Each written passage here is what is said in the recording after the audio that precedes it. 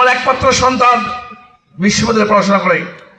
আমাকে যদি এই পরিস্থিতির মধ্যে ফেলা হতো, আপনাদের ফেলা কি করতেন আপনারা জানেন।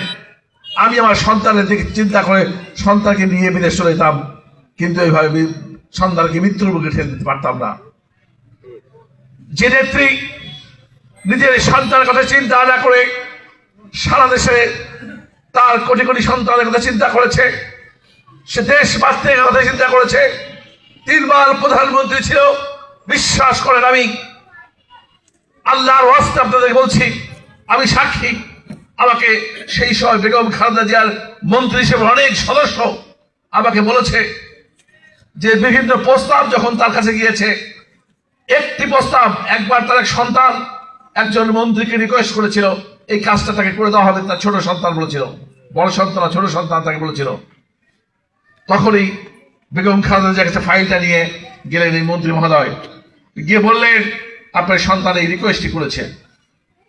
তখন সন্তান মন্ত্রী সাহেবকে বেগম জিয়া জিজ্ঞাসা করেছিলেন, আমার ছেলে এই কথাটা শুনলে দেশের কি কিছু লাভ হবে না ক্ষতি হবে? কোনো কিছু আর্থিক ক্ষতি হবে দেশের জন্য? সঙ্গে সঙ্গে তিনি এই মন্ত্রীকে নির্দেশ করেছিলেন, আমার সন্তান নাই, পৃথিবীর কোন রিকোয়েস্ট আমি রক্ষা করব না যদি দেশের কোনো ক্ষতি হয়। অথচ বিগত সরকারের কথা আপনারা নিশ্চয় জানেন, যারা সকাল থেকে রাত অবধি তারা তাদের শুধু তার গুণগান গাইতেন।